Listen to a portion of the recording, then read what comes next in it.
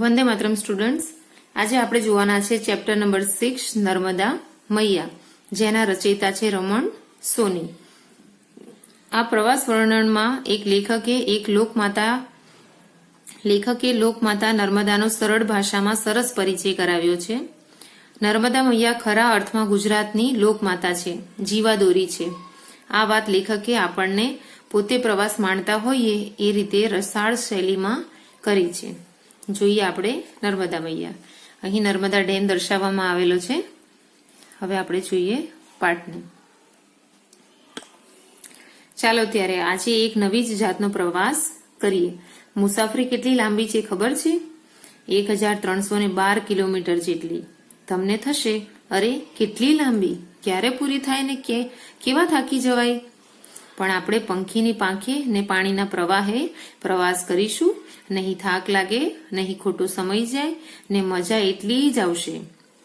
મનને તૈયાર રાખજો, આપણે છેક દૂર પહોંચી જઈએ છીએ.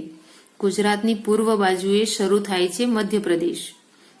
આપણે જઈશું મધ્યપ્રદેશમાં, પણ છેક પૂર્વ તરફ. ત્યાં મૈકલ નામનો પર્વત છે. તેની તળેટીમાં એક વિશાળ સરોવર છે, અમરકંટક. ત્યાંથી નીકળે છે આપણી નર્મદા મૈયા. એટલે શરૂઆત ક્યાંથી કરે છે? લેખક એક પ્રવાસનું વર્ણન કરતા હોય તે રીતે પાઠની શરૂઆત થાય છે. અને પ્રવાસના વર્ણનની અંદર આપણને એ રીતે લઈ જવા માંગે છે જ્યારે જે એવું લાગે કે જાણે એકચ્યુઅલમાં આપણે જગ્યાએ ફરીને આવ્યા હોય એ રીતનું તે આપણને વર્ણન કરે છે. શરૂઆત એ કરે છે નર્મદા મૈયાની, કે નર્મદા મૈયાની શરૂઆત ક્યાંથી થાય છે, તો કે નર્મદા ક્યાંથી નીકળે છે? તો નર્મદા એ મધ્યપ્રદેશના પૂર્વ તરફ ની તળેટીમાં એક વિશાળ પર્વત છે જેનું નામ છે મૈકલ. એ પર્વતના નીચે સરોવર છે એક અમરકંટક. ત્યાંથી નર્મદા નદી નીકળે છે. આકાશમાં ઊંચે ને ઊંચે જઈએ તો ભારત દેશના બે આડા ભાગ પાડતી એક ચળકતી ને સરકતી રેખા દેખાય, એ જ નર્મદા. એટલે નર્મદા નદી શું કરે છે? ભારતના બે ભાગ પાડે છે. એ સેન્ટરમાં આવેલી છે. ઉપરનો ભાગ ઉત્તર ભારતનો અને નીચેનો ભાગ દક્ષિણ ભારત. વળી કંઈ કેટલાય કિલોમીટર સુધી તો નર્મદાની બંને બાજુ બે ઊંચા પર્વતો છે. કેટલાય કિલોમીટર સુધી બંને સાઈડે પર્વતો છે. ઉત્તરમાં વિંધ્ય અને દક્ષિણમાં સાતપુડા ને વચ્ચે વહે છે ધસમસથી ઉછળતી કૂદતી નર્મદા. એટલે કે બે પર્વતોની વચ્ચે નર્મદા નદી વહી રહી છે. તમને ખબર છે નર્મદાનો અર્થ? જે આપણને આનંદ એટલે કે નર્મ આપે તે નર્મદા. નર્મદાનો અર્થ શું થાય છે? જે આપણને આનંદ આપે. એના કિનારા પરની કુદરતી શોભા આપણને આનંદિત કરી મૂકે એવી છે. ઠેર ઠેર સુંદર વૃક્ષો ને સાથે સાથે ચાલ્યા આવતા ઊંચા નીચા પહાડો, ક્યાંક લીલોતરીવાળા સુંદર ખુલ્લા મેદાનો. નર્મદા ક્યાંક એકદમ શાંત, ક્યાંક દોડતી કૂદતી, એટલે કે એને રેવા પણ કહે છે. નર્મદાનું બીજું નામ શું છે? રેવા છે. કારણ કે તે કેવી છે? કોઈક જગ્યાએ એકદમ શાંત છે તો કોઈ જગ્યાએ દોડતી કૂદતી છે, એટલે એને રેવા પણ કહેવામાં આવે છે. રેવા એટલે કે કૂદનારી. ક્યાંક એ ધોધ બની જાય છે ને ક્યાંક પહોળા પટે ધીર ગંભીર વહે છે. આવી સરસ નદી. આપણા ઋષિમુનિઓ તો એને સુંદર કિનારે યાત્રા કરી એના વખાણ કરતા થાકતા જ નથી. તમે તમારા દાદા દાદીને આ સ્ત્રોત ગાતા પણ સાંભળ્યા હશે. ત્વદીય પાદ પંકજમ નમામિ દેવી નર્મદે. આગળ જોઈએ.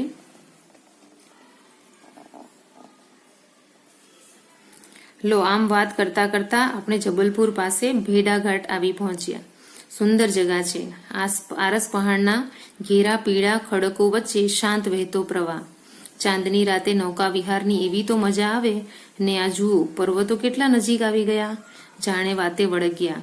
આ જગ્યાને બંદરકૂદ પણ કહે છે.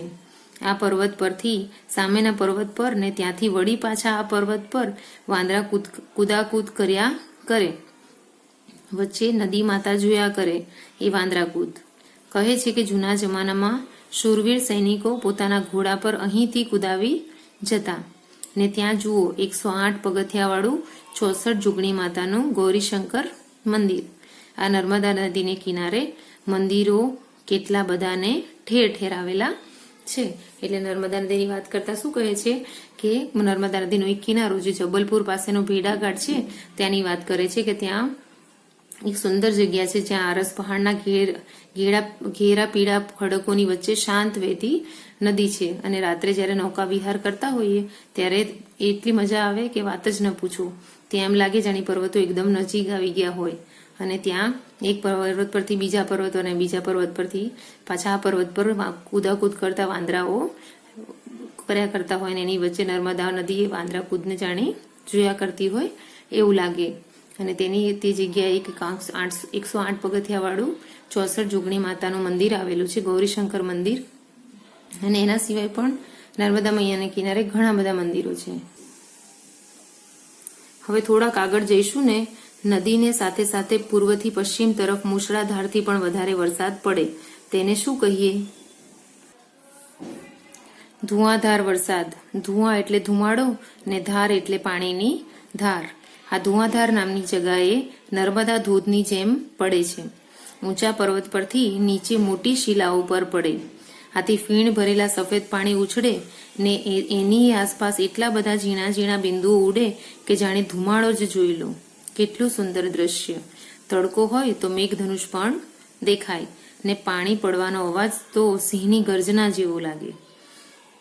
આજુબાજુ ખુલ્લો પ્રદેશ. પછી આગળ શું કરે છે કે હવે થોડા આગળ જઈએ તો નદીની પૂર્વથી પશ્ચિમ તરફ આપણે જઈએ તો ત્યાં શું છે, મુશળાધારથી પણ વધારે વરસાદ પડે તો એને શું કહેવાય? ધુઆધાર વરસાદ કહેવાય ને. તો એવું ધુઆધાર જેવું વાતાવરણ ત્યાં હોય છે. કઈ રીતે ધુઆધાર વરસાદને જેવું વાતાવરણ હોય છે? કારણ કે ઊંચા પર્વત ઉપરથી જ્યારે મોટી શિલાઓ પર્વત પરથી જ્યારે વરસાદ પડે છે ત્યારે એના અંદરથી ફીણ થઈ જાય છે અને ફીણની અંદર જાણી એ ફીણ ભરેલું જે સફેદ પાણી હોય છે એની આજુબાજુ શું થાય છે? ઝીણા ઝીણા ધુમાડા જેવા બિંદુઓ ઉડે છે. એટલે એટલું સુંદર દ્રશ્ય રચાય. અને એવા ટાઈમે જો તડકો હોય તો મેઘધનુષ પણ ત્યાં દેખાય છે અને પાણી પડવાનો અવાજ કેવો છે? સિંહની ગર્જના જેવો અવાજ છે. આગળ જતા પ્રવાહ સહેજ ધીમો પડે. આ પથ્થર શંખજીરુના સફેદ સુવાળા પથ્થર છે. થાય કે થોડા વીણી લઈએ. હવે થોડીક ઝડપ કરીશું ને. ઇટારસી, હોશંગાબાદ આગળ નર્મદાના કિનારે ત્રાંસા અણીદાર પથ્થરો છે. ધ્યાન રાખીને પગ મૂકવો પડે. પણ આપણે તો પંખીની આંખે ઊંચે પંખીની પાંખે ઝડપથી આગળ ચાલીએ. પછી શું જણાવે છે? હવે વસ્તુથી આપણે જગ્યાથી થોડાક આગળ વધી. આગળ જતા શું છે? શંખજીરુના સફેદ સુવાળા જેવા પથ્થર છે. એવું મન થાય કે ત્યાંથી થોડાક વીણી લઈએ. અને એનાથી થોડા આગળ જઈએ ત્યારે શું છે? ઇટારસી એટલે કે હોશંગાબાદમાં નર્મદા નદીના કિનારે ત્રાંસા અણીદાર પથ્થરો છે. એટલે આપણે પગ સાચવીને ત્યાં મૂકવું પડે. વાહ, હવે ગુજરાતમાં પ્રવેશી ગયા. ઘણે સુધી તો નર્મદા મધ્યપ્રદેશ ને ગુજરાતની સરહદે ચાલે છે ને પછી ગુજરાતમાં પ્રવેશે છે. કેવડિયા નજીક ગોરા ગામે શૂલપાણેશ્વર મહાદેવના મંદિરને પ્રણામ કરી આગળ ચાલીએ. પેલું દેખાય ભરૂચ જિલ્લાનું નવા ગામ. અને આ જુઓ, નીચે દેખાય છે વિશ્વની 8મી અજાયબી જેવો સરદાર સરોવર બંધ. આ જળ રાશિથી ગુજરાત અને રાજસ્થાનના કરોડો લોકોની તરસ છીપાશે અને જમીનની સિંચાઈનો પણ લાભ મળશે. વિશ્વની સૌથી મોટી કોન્ક્રીટ અસ્તરવાળી નર્મદાની મુખ્ય નહેર નર્મદાના જળને ઠેઠ રાજસ્થાન સુધી પહોંચાડશે. આમ આ નર્મદા નદીના ખંભાતના અખાતમાં વ્યર્થ વહી જતા પાણીનો કાર્યક્ષમ ઉપયોગ કરવા મનુષ્યએ કેવો ભગીરથ પ્રયાસ કર્યો છે. નમામિ દેવી નર્મદે એટલે નર્મદા નદીને જ્યારે અમરકંટકમાંથી વહી રહી બતાવતા હતા ત્યારે વચ્ચેના બધા પ્રદેશોની વાત કરી. હવે નર્મદા નદી ક્યાં પ્રવેશે છે? ગુજરાતની અંદર પ્રવેશે છે. કઈ જગ્યાએથી? તો તે પ્રવેશે છે ભરૂચ જિલ્લાના કેવડિયા નજીક ગોરા ગામે શૂલપાણેશ્વર મહાદેવના મંદિર આગળથી આવે છે. બરાબર. ભરૂચ જિલ્લાના નવા ગામ પાસે આ નર્મદા નદીના ત્યાંથી દર્શન થાય છે, પ્રવેશે છે. અને ત્યાં વિશ્વની 8મી અજાયબી છે જે સરદાર સરોવર ડેમ તે આપણને દેખાઈ રહ્યું છે. એટલે ત્યાં આવેલો છે.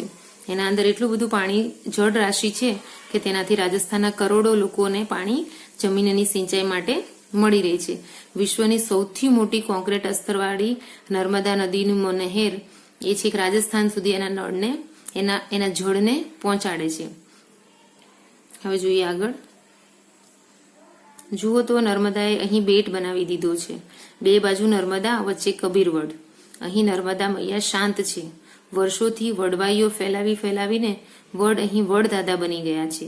જાણે વડનું નાનું સરખું વન જોઈ લો. કવિ નર્મદે તો વળી ગાયેલું, ભૂખ્યો ભાસો ઝાંખો દૂરથી ધુમ્મસે.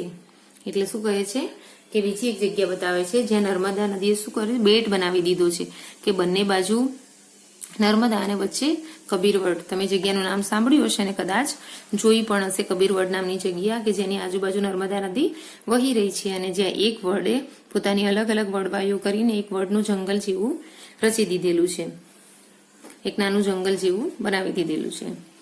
તો એના માટે કવિ નર્મદ ગાય છે, ભૂખ્યો ભાસ્યો ઝાંખો દૂરથી ધુમ્મસે, પહાડ સરખો ધુમ્મસમાં ભૂરો ને ઝાંખો પહાડ જેવો દેખાય છે. થાય છે કે અહીં રમવા રોકાઈ જઈએ, પણ વડદાદા આગળ શાંત ને આજ્ઞાંકિત નર્મદા મૈયા આપણને લાડથી જાણે કહે છે, બહુ સમય થઈ ગયો, સ્નાન કરીને આગળ વધો. પણ જોજો હો, જળ એ જીવન છે. આપણે જળને સાચવીશું તો જળ આપણને સાચવશે. ખરું ને? શું કહે છે કે નર્મદા નદીના જે શાંત વહેતો વડ કબીરવડ આગળનું પાણી છે તે એના અંદર આપણે સ્નાન કરીને ત્યાંથી આગળ વધીએ. પણ સ્નાન કરો ત્યારે એટલું પણ ધ્યાન રાખવાનું છે કે આપણે જળને સાચવીશું તો જળ આપણને સાચવશે. તો આપણે ચાલીએ બેટને સામે છેડે, ઉપર શુકલ તીર્થ આગળ, કુદરતનું એક બીજું સુંદર તીર્થ. અહીંથી આગળ ભરૂચ નજીક હવે નર્મદા સાગરને મળે છે. શું બતાવે છે કે અહીં બીજું એક તીર્થ આવેલું છે જેનું નામ છે શુકલ તીર્થ. ઓકે, અહીં નર્મદા નદી શું થાય છે, ભરૂચ નજીક હવે નર્મદા નદી કોને મળી જાય છે, દરિયામાં સાગરને મળી જાય છે. દરેક નદી છેવટે સાગરને જ મળે ને. કેટલું બધું કૂદતી ને દોડતી નર્મદા અહીં ધીમી પડે છે, પણ નર્મદા તે નર્મદા બીજી નદીઓ જેટલી ધીમી તો પડે શાની. સાગરમાં દૂર સુધી પોતાનો ચીલો ધરતી પર ઘસે છે ને પછી તેમાં ભળી જાય છે. આવી નર્મદા આપણી લોકમાતા છે, ગુજરાતની મોટી ને સુંદર નદી, આપણી આશા છે, આપણી જીવાદોરી. નર્મદા નદી આપણી જીવાદોરી સમાન છે. તમને થાય છે કે મોટા થઈશું ત્યારે સગી આંખે ને થનગનતા પગે જાતે જ નર્મદાનો પ્રવાસ કરીશું. બરાબર, તમને એમ થાય છે ને કે આ સરસ મજાનું વર્ણન જોઈને મારે પણ મોટા થઈને એકવાર નર્મદા નદીના દર્શન કરવા જોઈએ. હવે આપણે જોઈશું તેનું સ્વાધ્યાય. સ્વાધ્યાયની અંદર આપેલી છે પ્રશ્નોત્તરી, જેને આપણે જોઈશું નોટબુકમાં. સ્વાધ્યાયના પ્રશ્નોની અંદર પ્રશ્ન નંબર 1 છે, નર્મદા નદી કયા સરોવરમાંથી નીકળે છે? તો જવાબ આવશે, નર્મદા નદી અમરકંટક સરોવરમાંથી નીકળે છે. પ્રશ્ન નંબર 2, નર્મદાનો શું અર્થ થાય છે? જવાબ આવશે, નર્મ એટલે આનંદ અને નર્મદા એટલે આનંદ આપનારી. પ્રશ્ન 3, ગુજરાતમાં નર્મદાએ બનાવેલ બેટ કયા નામે ઓળખાય છે? તો જવાબ આવશે, ગુજરાતમાં નર્મદાએ બનાવેલ બેટ કબીરવડ નામે ઓળખાય છે. પ્રશ્ન નંબર 4, નર્મદા નદી કયા શહેર પાસે સાગરને મળે છે? તો જવાબ આવશે, નર્મદા નદી ભરૂચ શહેર પાસે સાગરને મળે છે. હવે જોઈએ પ્રશ્ન નંબર 2 ના પ્રશ્નો. પ્રશ્ન નંબર 2 ની અંદર પ્રશ્ન 1 છે, પંખીની પાંખે પ્રવાસ કરવો એટલે શું? તો જવાબ આવશે, પંખીની પાંખે પ્રવાસ કરવો એટલે ઉડતા પક્ષી જેવી ઝડપથી પ્રવાસ કરવો. પ્રશ્ન નંબર 2, પંખીની પાસે પ્રવાસ કરવો એટલે શું? તો જવાબ આવશે, પંખીની પાંખે પ્રવાસ કરવો એટલે ઉડતા પક્ષી જેવી ઝડપથી પ્રવાસ કરવો.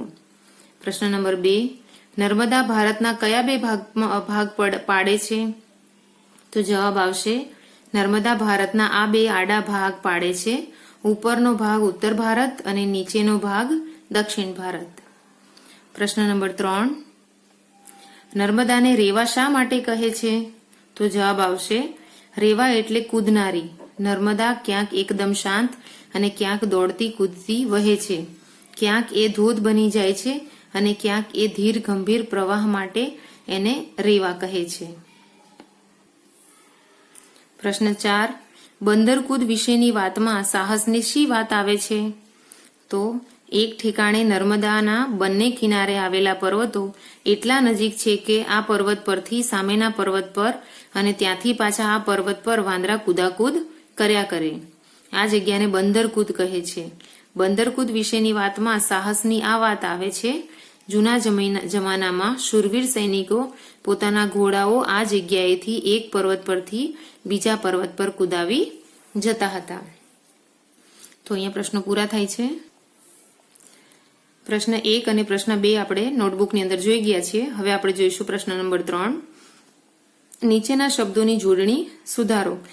પહેલા લખેલું છે નૌકા વિહાર. તો નૌકા વિહાર કેવી રીતે લખાય? અવની માત્રા લખવી પડે આપણે. નવ ઉ લખી નહીં શકાય.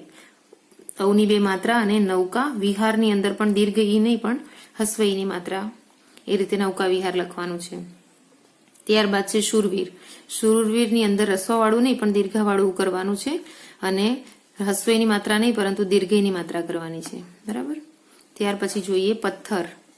તો પથ્થરની અંદર ત નથી લખવાનો પણ ડબલ વાર થ લખવાનો છે. પથ્થર. અણીદાર. એના અંદર હસ્વઈની માત્રા નહીં પરંતુ દીર્ઘઈની માત્રા કરીને અણીદાર લખવાનું છે. ત્યારબાદ છે આજ્ઞાંકિત. આજ્ઞાકિંત લખેલું છે. બરાબર. તો એના અંદર શું કરવાનું છે? અનુસ્વાર કી ઉપર નહીં પરંતુ જ્ઞ ઉપર આવે છે. આજ્ઞાંકિત લખવાનું છે. બરાબર. તો એટલે અનુસ્વાર આપણે અહીં કરીને આ પૂરું કરીશું. ત્યારબાદ લખેલું છે જીવાદોરી. જીવાદોરીની અંદર આ જી આવશે, આ જી આવશે, હસ્વવાળો જી આવશે નહીં. ત્યારબાદ જોઈએ પ્રશ્ન નંબર 4. નીચેના શબ્દોના સમાનાર્થી શબ્દો આપો. પર્વત તો એનો સમાનાર્થી શબ્દ થશે ડુંગર. નજીક એનો સમાનાર્થી શબ્દ થશે પાસે. કિનારો એનો સમાનાર્થી શબ્દ થશે તટ. શિલા એનો સમાનાર્થી શબ્દ થશે પથ્થર. લાભ એનો સમાનાર્થી શબ્દ થશે ફાયદો. જળ એનો સમાનાર્થી શબ્દ થશે પાણી. પ્રશ્ન નંબર 5. નીચેના શબ્દોના વિરુદ્ધાર્થી શબ્દો આપો. પૂર્વ તો પશ્ચિમ.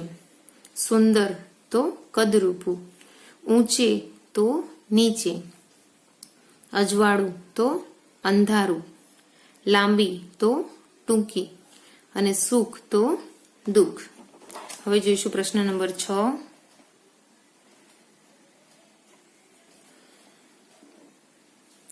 નીચેના દરેક શબ્દ સમૂહ માટે એક શબ્દ આપો. હોડીમાં બેસીને ફરવું, સાહેલગાહ કરવી તે નૌકા વિહાર. સાંબેલા જેવી જાડી ધાર, મુશળધાર. ધનુષ્યના જેવું અર્ધગોળ સપ્તરંગી દ્રશ્ય, મેઘધનુષ. નદી કે દરિયા વચ્ચે આવેલો જમીન ભાગ, બેટ.